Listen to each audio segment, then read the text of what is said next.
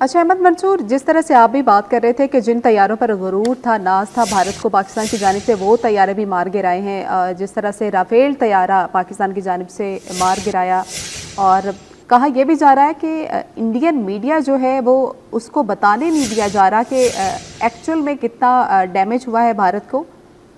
शायद यही वजह थी कि इससे पहले भी पाकिस्तान के जितने भी चैनल थे वो बंद कर दिए गए थे, ब्लॉक कर दिए गए हैं। पाकिस्तान के न्यूज़ चैनल भी जो हैं वो भी भारत में ब्लॉक कर दिए गए थे, और यूट्यूब चैनल्स भी ब्लॉक कर दिए गए थे, ताकि एक ही तरह का बयानिया चले। जी बिल्कुल, ये जंगों में अपना जो नुकसान है उसको छुपाने की, और खासतौर पे इंडिया की तो ये पुरानी रविश है और वो हमेशा से ये करता आया है।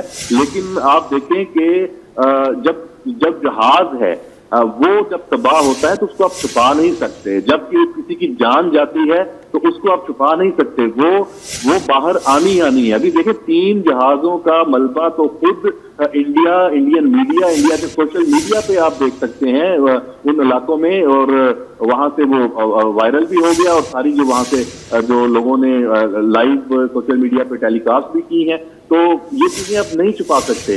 और देखें जो राफेल तैयारे जिस कंपनी से लिए हैं वो तो अपनी गिनती भी पूरी करते हैं। तो और आप देखें जो उनके स्टॉक मार्केट में शेयर कम होने की बात आई है, तो आखिर क्या वजह है कि वो आई है। और राफेल तैयारे का तबाह होना, ये जो फजाई जो जंगे हैं उसमें फजाई मार्के हैं, उसमें बहुत ही बड़ी ये कमोबेश ये 5th जनरेशन का फाइटर है। 4.5 से ऊपर इसको गिना जाता है, और इसकी स्टेल्थ, इसकी टेक्नोलॉजी है, इसकी आप इसको देखें, इसकी स्पेसिफिकेशंस हैं, और बाकी ये एक अच्छा जहाज गिना जाता है। लेकिन पाकिस्तान और पाक फजाइया में के पास एक तो जो हमारे JF-17 थंडर का ब्लॉक 3 है खास तौर पे, और उसमें अभी आपने याद होगा कि PL-15 मिसाइल की भी बात हुई थी कि BVR मिसाइल है, बियॉन्ड विजुअल रेंज, 200 किलोमीटर तक की इसकी रेंज है। उसके अलावा हमारे पास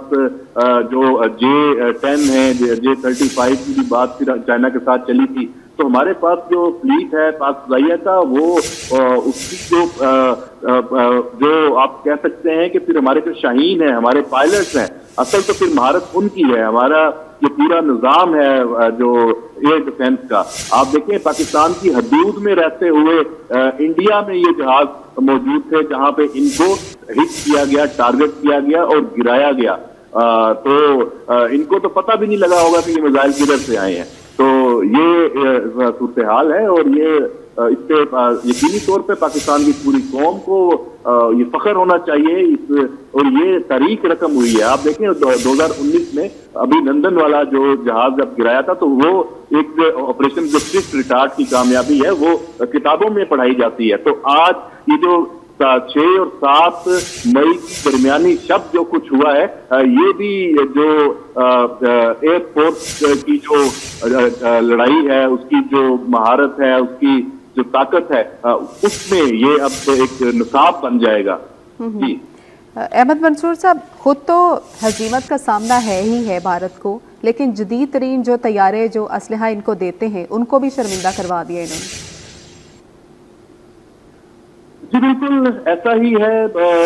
मैंने पहले भी यही बात की थी कि जो मोदी को भी बड़ा इस पे मान था, और उसने 2019 में बड़ी साहस करके ये लिया था राफेल। उसने कहा था कि हमारे पास राफेल होते तो मैदान जंग का नक्शा ही बदल जाता। तो अब उसके पास हैं, तो इससे देखिए ये साबित होता है कि सिर्फ हथियार ही नहीं, जो तैयारी होती है, जो जंगी तैयारी होती है, जो आपकी फौज जिसमें लड़ना होता है, उसका अज़म, उसका जज्बा, उसकी जो पेशा वराना फ्लाइटें, उसकी जो तरबियत, ये सारी चीजें मैटर करती हैं। और मकसद भी मैटर करता है कि आप किस मकसद के लिए लड़ रहे हैं। आप अपने मुल्क का दिफा कर रहे हैं तो फिर आपसे बड़ा दलेर कोई नहीं है। आप जारियत कर रहे हैं और बगैर किसी वजह के आप अमन के दुश्मन हैं, तो आप अंदर से कमजोर हैं। तो यही हालत इस वक्त भारत की है, भारतीय फौज की है। और उनको जिस तरह ये अब हर महाज से शिकस्त का सामना है, लेकिन ये इंतहाई एक मुश्किल सूरत हाल है। पूरी कौम को मुत्तहिद होना है, यकजा होना है, और फौज पाकिस्तान के शाना बशाना जैसे खड़ी है। और आपने देखा होगा भावलपुर में जहां जो स्ट्राइक की है, वहां जो अवाम है वहाँ हालांकि शहादतें हुई हैं, लेकिन अवाम के अब जज्बा देख लें, वहाँ पे नारा तकबीर के आपको नजर आ रहा होगा, जोशो खरोश नजर आ रहा होगा। इसी तरह कोटली, मुजफ्फराबाद, अमरीद के जहां जहां भी जो ये इंडिया ने, भारत ने जो स्ट्राइक की है, वहां के जो अवाम है उनके जज्बा देखें, पूरे पाकिस्तान के अवाम का जज्बा देखें, यही सबसे बड़ा हथियार है पाकिस्तान का और यही सबसे बड़ी ताकत है। जी अच्छा अहमद मंसूर, पाकिस्तान ने जिस तरह से स्ट्रेटेजिक लैंग्वेज में हमने देखा कि पाकिस्तान को बर्तरी तो हासिल हुई है, अपनी इखलाकी रवायात को भी पाकिस्तान ने बरकरार रखा है। पाकिस्तान ने भारत की तरह मासूम शहरियों को टारगेट नहीं किया।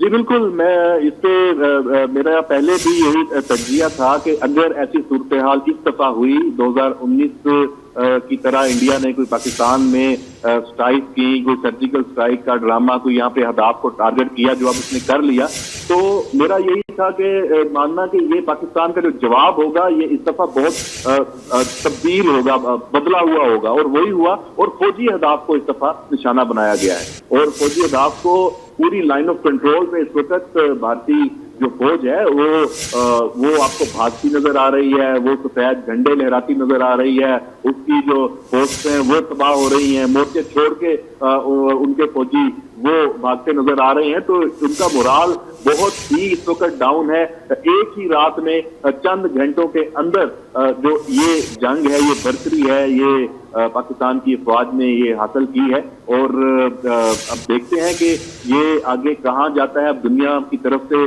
आना शुरू हो गया। अब डेफिनेटली पाकिस्तान का जो अभी अहम इजलास होने जा रहा है वज़ीर-ए-आज़म शहबाज शरीफ की सदारत में कौमी सलामती कमेटी का, उसमें हमारी अस्करी और सियासी क़यादत बैठ के फैसला करेगी, क्योंकि पाकिस्तान का तो अब एज है। पाकिस्तान अब जो भी कदम उठाएगा वो उसको इखलाकी तौर पे अब उसके पास जवाब मौजूद है, उसके पास हक मौजूद है, क्योंकि पहल भारत ने की है। तो अब पाकिस्तान अपनी मर्जी और अपनी जो चॉइस है और अपने जो वक्त के मुताबिक जो अहदाफ चुनेगा और जरूर जवाब देगा, क्योंकि अभी तक जो इंडिया को अभी नुकसान पहुंचा है ये पाकिस्तान की जवाबी कार्रवाई नहीं है, ये पाकिस्तान ने दफा में ये नुकसान उसको पहुंचाया है। उसके जो जहाज पाकिस्तान से हमलावर हुए थे उनको गिराया है।